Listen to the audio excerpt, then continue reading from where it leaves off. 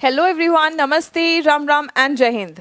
Welcome back to निया मतलब news and editorial analysis, जहाँ पे हम इंपॉर्टेंट न्यूज़ को एनालाइज करेंगे, इंपॉर्टेंट एडिटोरियल्स को एनालाइज करेंगे from the perspective of building up our reading skills as well as strengthening our vocabulary and making good use of the editorial to keep ourselves updated with the news, the current happenings.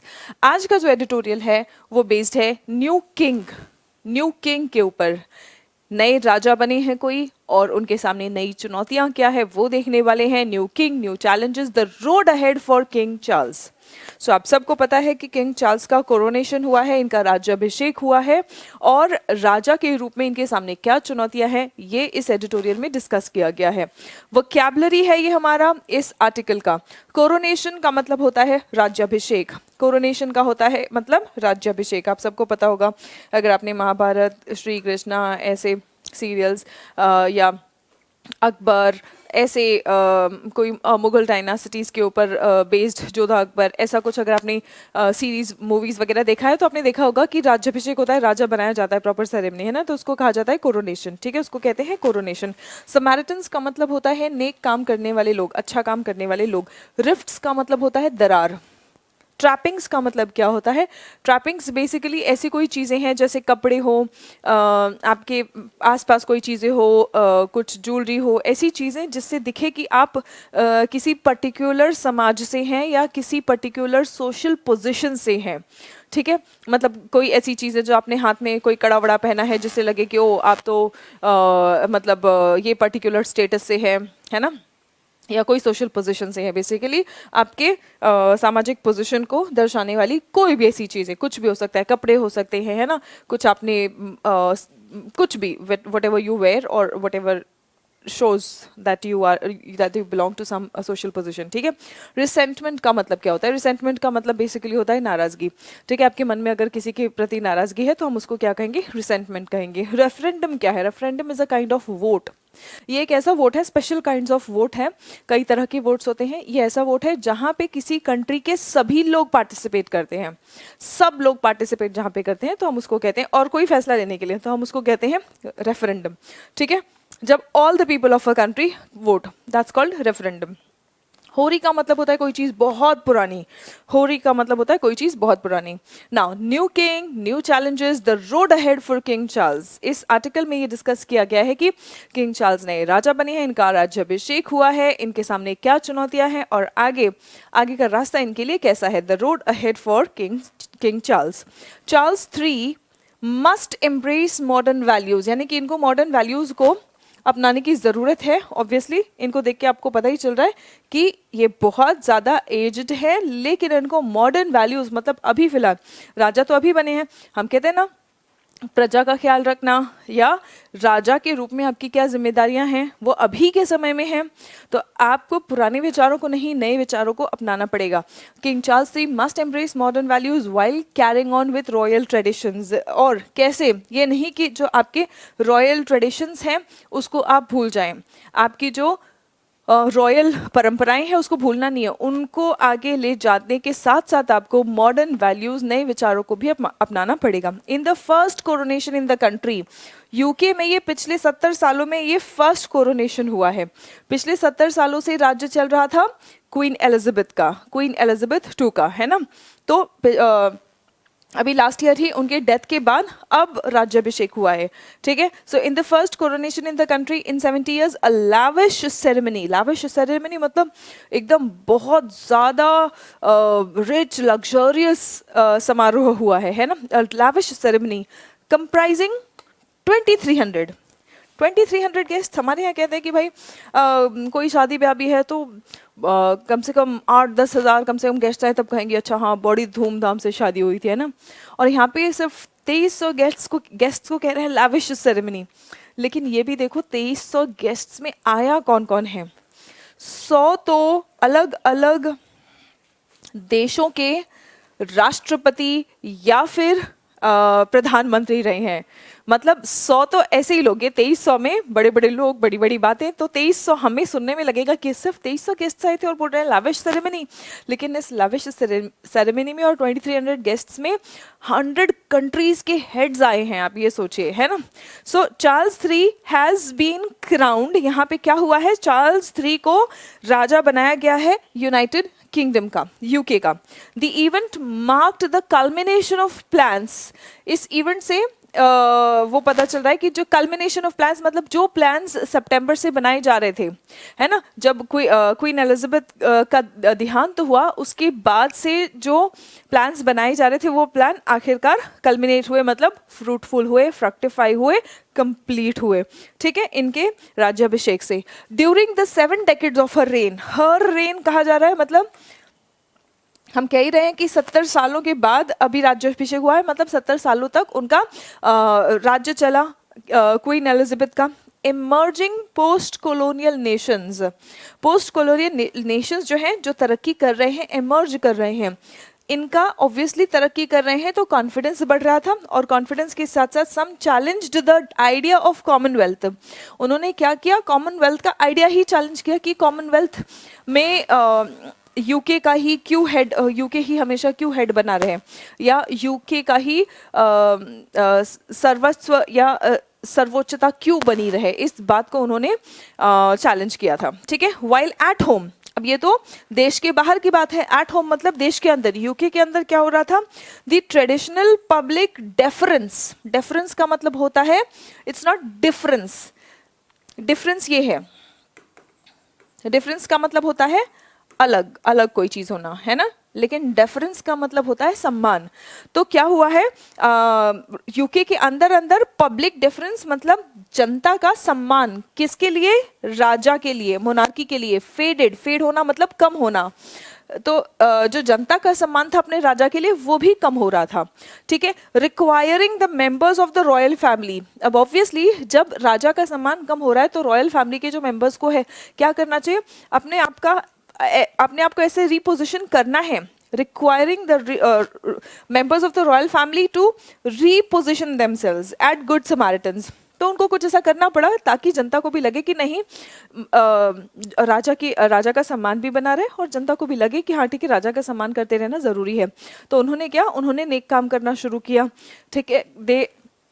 They started working towards the greater good of British society, है ना, जो British society है उसके भलाई के लिए काम करना उन्होंने शुरू किया, लोगों की भलाई के लिए काम करना शुरू किया ताकि राजा का जो सम्मान है वो बना रहे, ठीक है। किंग चार्ल्स ने क्या किया, in his prior avatar as the prince of Wales, पहले क्या थे वो, प्रिंस ऑफ वेल्स थे, है ना, अब वो क्या बने हैं, अब वो किंग बन गए हैं, लेकिन पहले क्या थे, प्रिंस ऑफ वेल्स थे। तो प्रिंस ऑफ वेल्स होने के नाते भी उन्होंने क्या किया था, वो बहुत समझदार थे और उन्होंने सक्सेसिव वेव्स ऑफ चेंज, यानी कि जो बदलाव की लहरें आ रही थी उनको उन्होंने समझा और समझ के उसी के अकॉर्डिंग काम किया, ठीक है। Particularly when it came to climate change, अब अभी हमारे टाइम का जो बड़ा चैलेंज है वो क्या है, क्लाइमेट चेंज, है ना। तो हमारे टाइम का जो बड़ा चैलेंज है क्लाइमेट चेंज, उसको भी उन्होंने समझा, उसको भी उन्होंने उस पर जो ज़रूरी काम है वो या ज़रूरी जो ध्यान देने की ज़रूरत है वो दिया, ठीक है। Climate change, environment, as a passionate supporter of sustainable ecosystem, वो खुद भी सस्टेनेबल इकोसिस्टम के पैशनेट सपोर्टर है और आर्किटेक्चर के भी, ठीक है। तो उन्होंने क्या किया, he has advocated for organically maintained parks,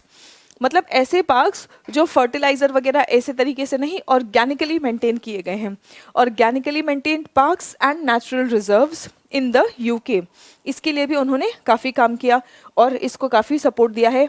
under the edges मतलब संरक्षण के, किसके संरक्षण के, under the aegis of the Prince's Trust, prince का जो ट्रस्ट है उसके संरक्षण के तहत क्या किया है उन्होंने, which operates under a royal charter to help disadvantaged youth, जो भी नौजवान हैं जो disadvantaged हैं, यानी कि उनको कोई ना कोई प्रॉब्लम है, उनको डिसएडवांटेज है, अनएम्प्लॉयड है या कोई भी किसी भी तरह का प्रॉब्लम है, उनको उन्होंने क्या किया है, in the UK more than 1 million young people, उसमें 1 मिलियन से ज्यादा यंग लोगों को फायदा हुआ है। दे हैव बेनिफिटेड बाय 2020, 2020 तक प्रिंस के ट्रस्ट के तहत 1 मिलियन से ज्यादा नौजवान लोगों को फायदा हुआ है। While the new king has made a name मतलब नाम कमाना, किस चीज के लिए? For himself, उन्होंने अपना नाम कमाया है किस फील्ड में? Climate and social welfare. Climate के लिए भी उन्होंने काम किया, सस्टेनेबल डेवलपमेंट को भी उन्होंने सपोर्ट किया है, sustainable ecosystems, architecture, organically maintained parks, natural reserves, इसके लिए भी काम किया। उनका जो प्रिंस का ट्रस्ट है, सोशल वेलफेयर मतलब सामाजिक भलाई। अब समाज की भलाई कैसे होगी? जब समाज के लोगों की भलाई के लिए काम किया जाए। तो मिलियन से भी ज़्यादा यंग लोगों के फायदे के लिए उनके ट्रस्ट ने काम किया है ना। He will have to work hard, मतलब हालांकि उन्होंने अपना नाम इन दोनों क्षेत्रों में बना तो लिया, लेकिन अब उनकी जिम्मेदारियां बढ़ गई हैं, अब वो राजा बने हैं, उनका राज्याभिषेक हुआ है। He will have to work hard to tackle, क्या टैकल करना है? रिफ्ट्स यानी कि दरारें। अब जो शाही परिवार है, शाही परिवार का ही आपस में दरारें हो रही है। हर परिवार में जैसे लड़ाइयाँ होती हैं, वैसे ही शाही परिवार में भी लड़ाइयाँ हो रही हैं और दरारें पड़ी हैं। तो अब राजा होने के नाते उनको उन दरारों को भी टैकल करना पड़ेगा, हैंडल करना पड़ेगा। He will have to tackle rifts within the royal family, potentially deal with an independence movement in Scotland. Scotland में भी एक इंडिपेंडेंस मूवमेंट जो है उससे भी उनको डील करना पड़ेगा। And face up to long standing challenge of Commonwealth nations. Commonwealth nations का प्रॉब्लम क्वीन एलिजाबेथ के टाइम पे भी था, जब जो पोस्ट कॉलोनियल नेशंस हैं उन्होंने तरक्की की, एमर्ज किए हैं, वो तरक्की किए, कॉन्फिडेंस बढ़ा, और अब वो कहते हैं कि वहाँ पे कॉमनवेल्थ में जो यूके है, यूके का ही डोमिनेंस क्यों होना चाहिए, है ना। तो इस बात को उन्होंने चैलेंज किया है। तो ये इनको भी, इस चैलेंज को इनको भी सामना करना पड़ेगा, क्योंकि it is a reality which is not changed by the death of Queen Elizabeth.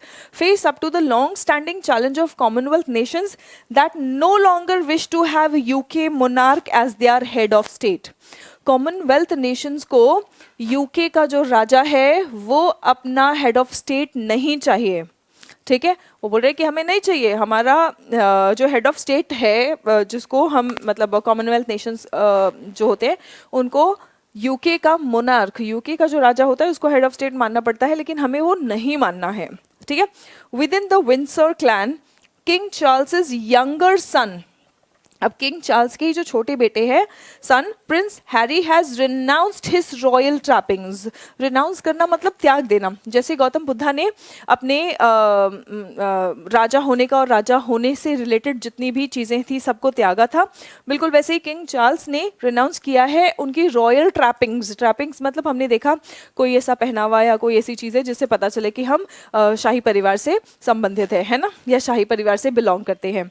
सो उन्होंने इस चीज़ को क्या किया है? रिनाउंस कर दिया है, त्याग दिया है। एंड मूव्ड टू कैलिफोर्निया, वो कैलिफोर्निया मूव कर दिए हैं विथ हिज अमेरिकन वाइफ मेगन Markle. And his recent novel, उनका रीसेंट नॉवल है Spare, does not mince words. Words mince करना मतलब, मिन्स वर्ड्स मतलब घुमा फिरा के बात करना, डज नॉट मिन्स वर्ड मतलब एकदम क्लियरली, फ्रैंकली, सीधा सीधा बोलना, ठीक है। तो उनका जो नॉवल है उसमें उन्होंने घुमा फिरा के नहीं, बिल्कुल सीधा सीधा बताया है। In spelling out deep seated resentment, resentment मतलब जो निराशा या विद्रोह या जो भी शिकायतें मन में हो, तो उसको उन्होंने क्लियरली बताया है। कौन सी शिकायतें?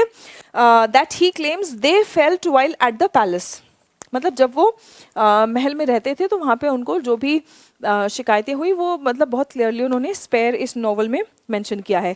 The king will have to either make peace with the new arrangement forced by Prince Harry or build bridges with his second son. मतलब अब उनको कुछ दो में से एक ऑप्शन करना पड़ेगा, या फिर अपने बेटे को मनाना पड़ेगा, और या फिर जो अभी फिलहाल बेटा तो चला गया घर से, है ना, तो इस बात को उन्हें एक्सेप्ट करना पड़ेगा। ये एक तरह से एक अरेंजमेंट है ना, जो फोर्स किया गया उन पे, उनकी मर्जी नहीं थी, बेटा खुद ही चला गया है, तो या तो उनको इस बात को मान के बैठना पड़ेगा, और या फिर बिल्ड ब्रिजेस, मतलब बिल्ड ब्रिजेस विद सेकंड सन, मतलब जो बेटा घर से चला गया है उसको मना के घर वापस लाने की कोशिश करना, है ना, प्रॉब्लम को सॉल्व करने की कोशिश करना। बिल्ड ब्रिज मतलब प्रॉब्लम को सॉल्व करने की कोशिश करना, कोई सोल्यूशन, कोई हल निकालने की कोशिश करना।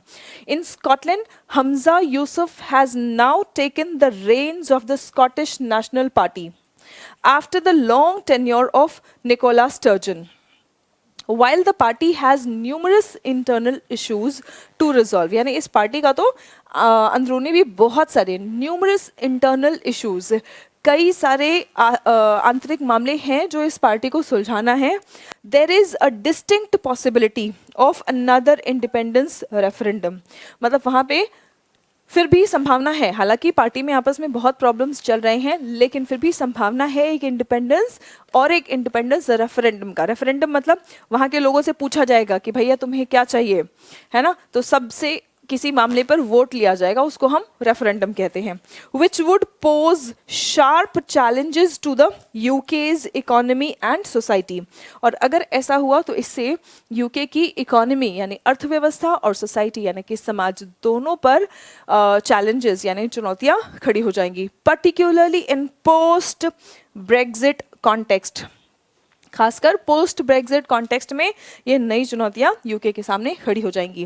King Charles would also have to engage with Commonwealth nations such as Antigua and Barbuda, Australia, the Bahamas, Belize, Grenada, Jamaica and Saint Kitts and Nevis, nations that have signaled their intention to appoint their own heads of state।